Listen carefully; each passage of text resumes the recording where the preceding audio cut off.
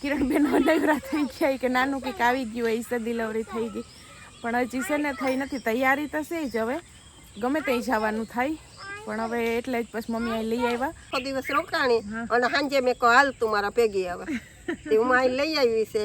હવે અહીંથી નજીકમાં થાય, કોઈ બતાવવાનું છે, ત્યાં ગમે ત્યારે દવાખાને જવાનું થાય તો પણ અહીંથી નજીકમાં થાય. કે તમારે કે ટ્વિન્સ બેબી છે એ કે? મેં કીધું ના ના, હું કહી તો હું ચેક કરાવ્યું હતું, મને કે તમારી બેબી બહુ હેલ્ધી લાગે છે એ કે. હા હવે તો હું ટાઈમ થઈ ગયો આવી છે એટલે ખબર પડી જાય. સીતારામને જય શ્રી કૃષ્ણ બધાઈને. અટાણે છે ને જો રોંટાને 6 સાડા 6 થઈ ગયા ને અટાણે વિડીયો ચાલુ કર્યો. હમણાં છે ને વિડીયોમાં ગેપ આવી જાય છે, એક દી આગળ પાછળ થઈ જાય, કેમ કે શૂટિંગ કર્યો હોય પણ કંઈક ને કંઈક એવું કામ આવી જાય ને કે એડિટ કરવાનો ટાઈમ ન રહે, એટલે એમાં એવું થઈ જાય ને. હું છે ને પિયરમાં પૂગી આવી, પહેલાં તો મમ્મીને સીતારામને જય શ્રી કૃષ્ણ કરાવ લઈ. તો બધાને સીતારામ ને જય શ્રી કૃષ્ણ. આપણે આખી યુટ્યુબ ફેમિલીને જાજા સીતારામ ને જય શ્રી કૃષ્ણ. ને કિરણ કાલની અહીં આવી ગઈ છે. તમે તેડી ગયા મને એમને, એટલે હું ત્યાં ગઈ હતી શિવના બર્થડેમાં નથી હું પૂગી, પછી હું બીજે દિવસે ગઈ હતી, પછી બીજે દિવસે આખો દિવસ રોકાણી અને સાંજે મેં કહો હાલ તું મારા ભેગી આવે તે હું અહીં લઈ આવી છે. હવે અહીંથી નજીકમાં થાય, કોઈ બતાવવાનું છે, ત્યાં ગમે ત્યારે દવાખાને જવાનું થાય તો પણ અહીંથી નજીકમાં થાય ને અહીંથી જલ્દી પૂગી જાય તો એ વાંધો ન આવે. એટલે પછી મેં કીધું કે હાલો મા દીકરી ન્યા રહેજો, બેગ દી કામ કે બેગ દી કામ આવે. એને છે ને શિવનો બર્થડેના વિડીયોની બધા બહુ રાહ જોતા હતા, એમાંય મારે છે ને એક દી લેટ થઈ ગયો મૂકવામાં, કેમ કે કંઈક ને કંઈક કામ આવી જતો હોય. પછી મમ્મી બીજે દી આટો મારવા આવ્યા ગઈકાલે, તે પછી મને કે હાલી કે હું કે તને લેતી જાઉં, તું વરી કે એક દી કરતા હજી કેટલા દી ક્યાંય કાઢ નાખી એ કે લેતી જાઉં. પછી એના ફેરી કાલ છે ને ભાઈ આવી તે આજે અમારે પછી બતાવવા જવાનું હતું, તે બતાવી આવ્યા ને બસ આ જઈ દર વખતેને જેમ કીધું. આજ તો બીપી તો આવતી હતી જ વધારે, બાકી બધું નોર્મલ છે. બીપી વધારે આવતી હતી ને એ એક લોહીનો એક રિપોર્ટ આલો એ કે કરાવી લો. લોહીનો રિપોર્ટ એ સારો છે એ કે 12% સારું છે એ કે તમારે, તો વાંધો તો કંઈ છે નહીં. તમે નહીં એવું લાગશે તો કઈ ડૉક્ટર સાહેબ કે એવું કંઈ. હું ક્યાં રમવા જાઉં? આ પીચમાં હજી અહીંયા આમ જીતને નાવવા તો દે પછી તડકો વયો ગયો, પણ એટલે બાર જે કચરો એ બારી નાખે ને તો અસલ ચોખ્ખું થઈ જાય ને. તો આ પીચ તારે આ પીચ બની એમાં રમવું ને, નવી પીચમાં ને.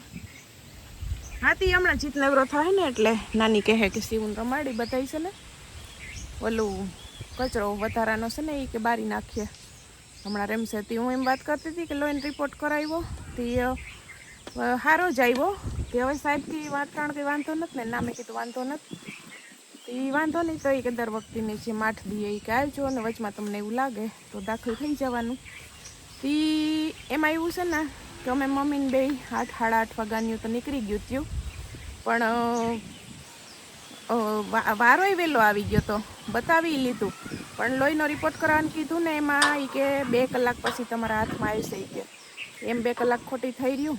વળી પાછો એ અંદર સાહેબને બતાવવા જવાનો તો એમાં ગળદી થઈ ગઈ, ખોટી થઈ ગયું. તે ઘેર પૂઈ ગયું તો કેટલા 2-2:30 વાગી ગયા હતા.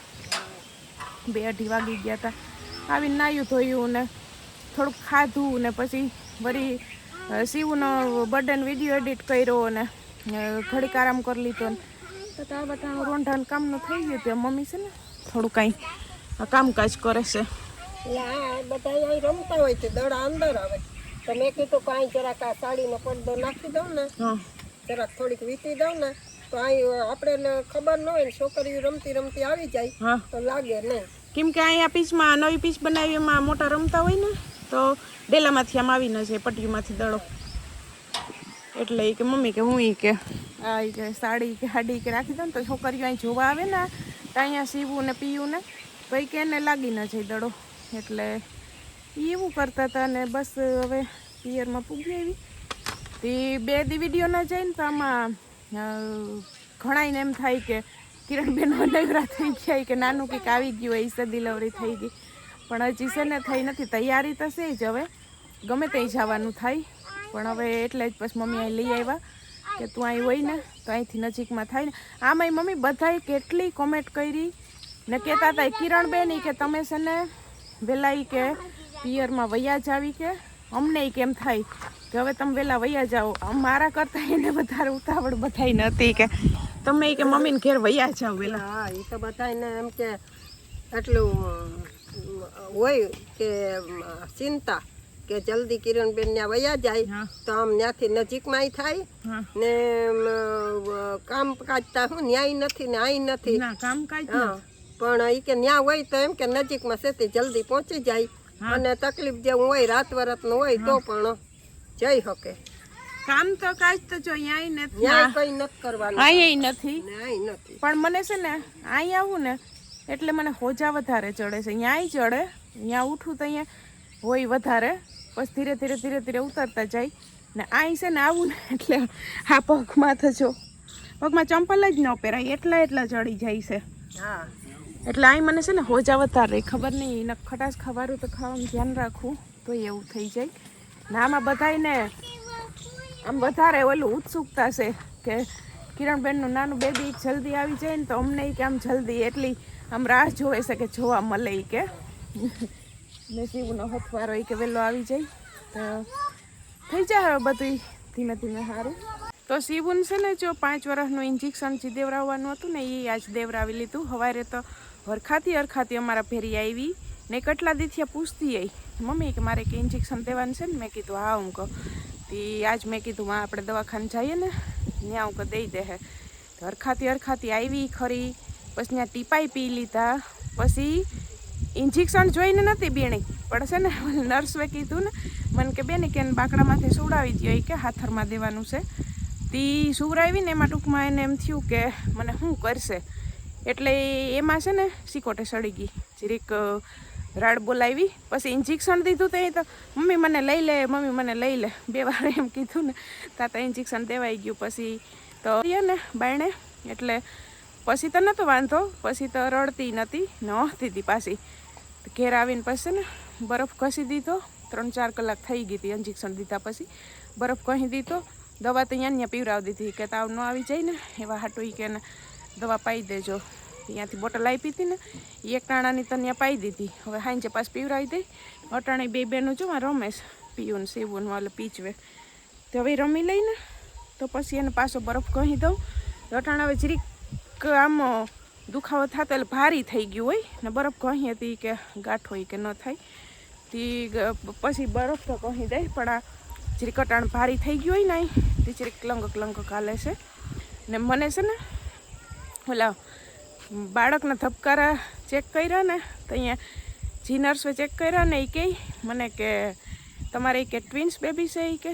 મેં કીધું ના હું કહી તો હું ચેક કરાવ્યું હતું તો હું ના પાડ્યું હતું પણ તો મને કે તમારી બેબી બહુ હેલ્ધી લાગે છે એ કે. હા હવે એ તો હું ટાઈમ થઈ ગયો આવી છે એટલે ખબર પડી જાય કેવું કે હેલ્ધી છે.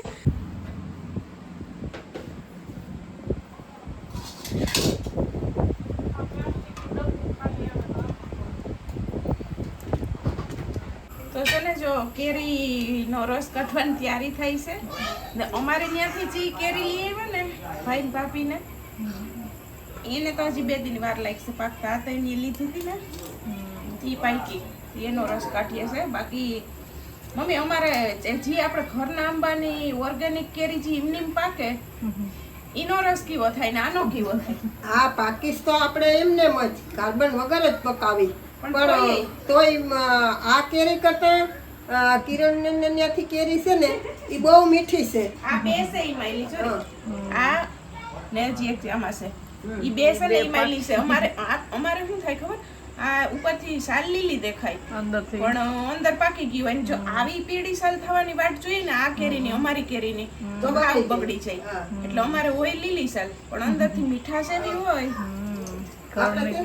પકાવીશ તો એમને એમ કે કોથરો ઢાંકી ને ભારીને જ પકાવી છે. આપણે કોઈ કાર્બન ની પડીકી મૂકતા નથી, ક્યારેય નથી મૂકતા.